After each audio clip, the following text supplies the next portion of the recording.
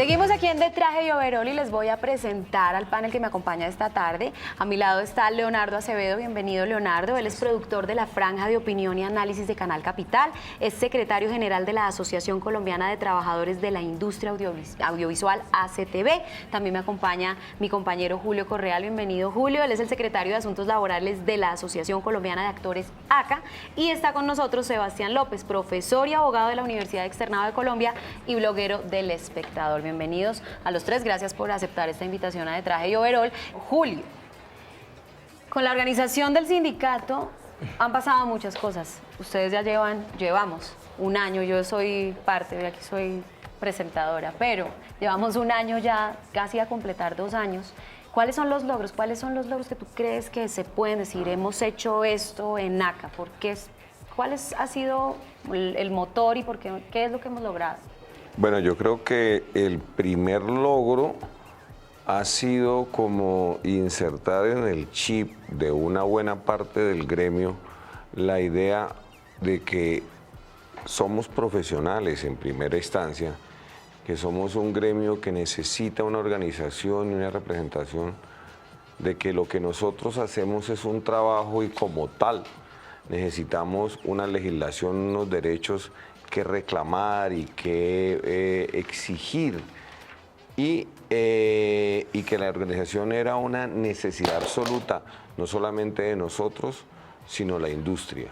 A otro nivel, a nivel político, pues hubo algo que tuvo mucho renombre, que tuvo mucho revuelo en la prensa, y fue que nosotros logramos tumbar en primera instancia 2 artículos del Plan Nacional de Desarrollo que en últimas fue uno que tienen que ver directamente con los acuerdos del TLC, pero que para nosotros, en nuestra opinión, van en contravía de lo que es la defensa del patrimonio cultural, entendiendo que en la televisión, a pesar de que sea entretenimiento, también se construye cultura.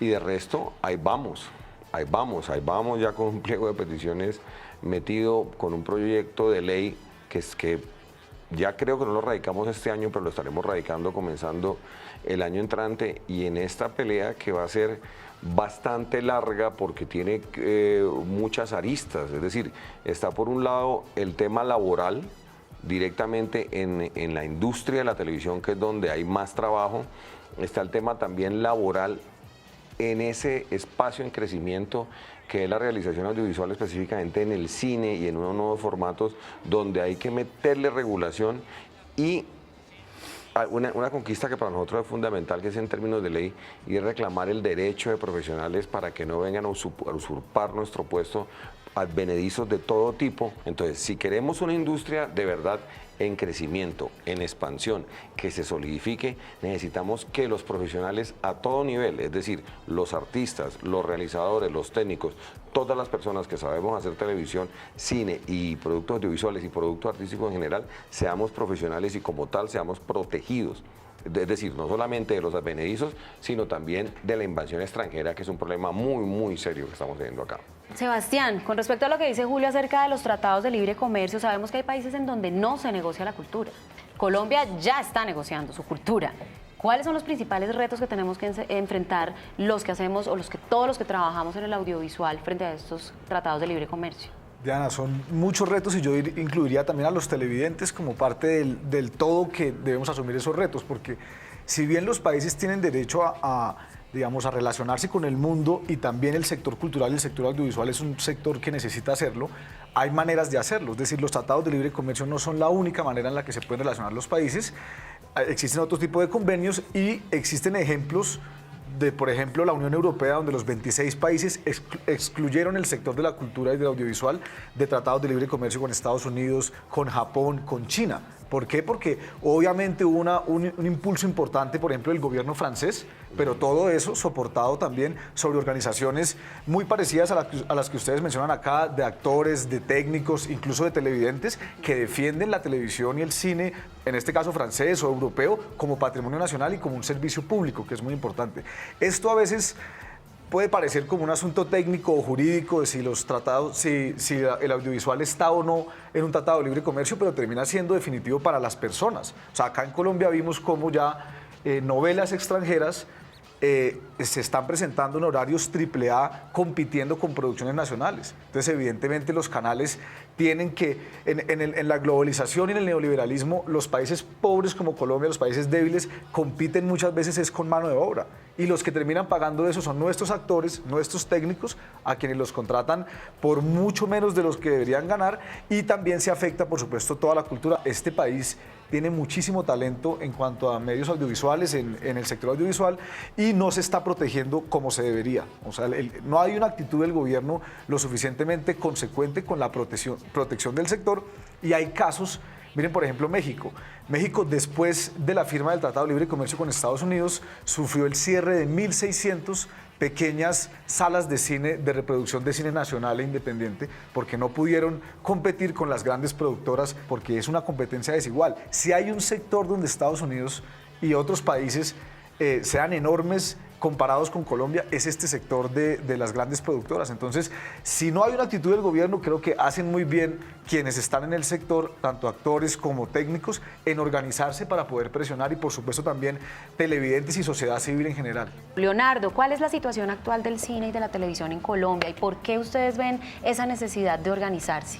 Pues creo que es como la coyuntura histórica, ¿no? Hay un momento en el que se firma un tratado de libre comercio donde se exige protección a las organizaciones sindicales. Es como uno de las condiciones que exige Estados Unidos para la firma de este tipo de tratados. Y pues la televisión colombiana tiene una técnica muy buena. Nuestros técnicos son unos técnicos que, a pesar de muchos ser empíricos, han aprendido muy bien y saben muy bien, conocen muy bien de oficio, quieren su oficio, y eso es una cosa que es pues que nuestros empleadores saben que es un medio muy lindo, que es un medio donde se aprende mucho, y pues pagan cualquier valor por ese trabajo que se está aprendiendo. Es también una de las razones por las cuales también pensamos en la organización, por esa cantidad de escuelas audiovisuales que se están formando, esa cantidad de pelados que están saliendo y que dicen: yo quiero trabajar en televisión, yo quiero trabajar en cine, hago lo que sea, y hago lo que sea es que les pegan su explotada, pues su trabajada. Claro. Bueno, ¿y la producción nacional cómo está? Porque estamos invadidos de producción extranjera. ¿También eso fue un detonante de pronto? Pues sucede una cosa, y es que el campo de trabajo se cierra, ¿no? Cada vez son menos los sitios donde se puede trabajar, las fuentes de trabajo en televisión de por sí son muy, muy reducidas. Ya se nos acabó el tiempo, lastimosamente, pero no me quiero ir sin preguntarle a Juro Correal lo siguiente. El lograr haber tumbado un artículo del Plan Nacional de Desarrollo fue muy importante para la unión en la unión de ACA, por ejemplo, y con la ayuda de las UTLs de nuestros congresistas. ¿Qué decía exactamente ese artículo? ¿Qué implicaciones tenía? Ese era el artículo 41, que hablaba de la modificación de la cuota de pantalla para los fines de semana, cambiando la proporción que está hoy en día en un 50-50, abriendo un espacio mayor para la producción extranjera. Fíjate que para nosotros, a pesar de que hoy no hay nada de dramatizado del fin de semana, esto era un mensaje más allá al gobierno sobre la importancia de salvar la producción nacional y de que el dramatizado es como el activo principal de la producción audiovisual colombiana. Eso es lo que se vende. Eso es lo que aparece en la historia de la televisión colombiana. Ahí están los grandes hitos de la televisión colombiana. Entonces, para nosotros fue muy importante poder llegar a ese escenario del Congreso, lograr que de manera unánime tumbaran ese punto y tumbaran otro, que era la posibilidad de que operadores privados se hicieran a cargo del Canal 1, que finalmente en la conciliación lo metieron, que es muy peligroso porque ya hemos visto lo que pasa cuando unos monopolios manejan la televisión, y es que la televisión nuestra, que era diversa hasta el 98, se volvió completamente uniforme.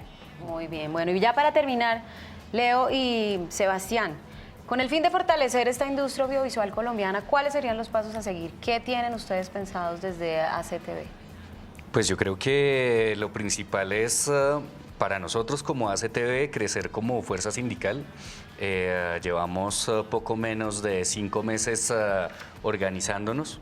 Yo invito a los colegas, a todos nuestros compañeros que pues nos damos la vida por la imagen, que estamos trabajando por nuestro arte, que nos unamos, que trabajemos por nuestros derechos, blindar pues de la cometida extranjera, como dice Julio, que vienen pues aquí, nos descrestan pues los directores de fotografía extranjeros y vienen los directores de escenografía extranjeros, y pues aquí tenemos también talento, tenemos gente que camella muy bien, y pues tenemos que unirnos y hacer organización. Creo que es importantísimo también para la formación de nosotros, para la retroalimentación de los técnicos que están empezando. Eso creo que es fundamental para proyectarnos como una potencia audiovisual, que creo que para allá vamos, y ese es el camino que soñamos tener. Muchísimas gracias, Vale. Leonardo, por haber aceptado. Sebastián. Diana, lo que Colombia tiene que hacer es lo que han hecho los demás países que tienen un sector audiovisual exitoso y grande y pujante.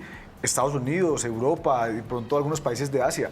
Es decir, acá tenemos todo para tener un extraordinario sector audiovisual, sobre todo un talento humano especialísimo. Pero si no hay una decisión del gobierno de llevar de la mano al sector y de acompañarlo a crecer y de protegerlo para que de esa manera se establezca de verdad una identidad nacional, una cultura alrededor de los medios audiovisuales, es imposible. O sea, esto que están haciendo los trabajadores, tanto los técnicos como los actores, y ojalá llegue en buena hora también para que los televidentes se empiecen a organizar y empiecen a presionar al gobierno para que el gobierno entienda que esto, el cine, la televisión colombiana, es un patrimonio nacional, debemos protegerlo y debemos potenciarlo. Falta todavía muchísimo por dar en Colombia en cuanto al tema de audiovisual. Muchísimas gracias a los tres por aceptar esta invitación a De Traje y Overol. Seguimos insistiendo en que la organización es muy importante para sacar todas nuestras luchas adelante. Hoy estoy vestida por León Styling. Quiero que nos acompañen y nos escriban en nuestras redes @De Traje y Overol en Twitter, de Traje y Overol en Facebook, y nos escriban contestando la siguiente pregunta: ¿qué piensan ustedes allá afuera? ¿Ven tanto contenido extranjero y ya no están viendo nuestro contenido nacional en la televisión y en el cine colombiano? Esto es De Traje y Overol. Escríbanos a detrajeyoverol@gmail.com. Nos vemos en 8 días. Chao.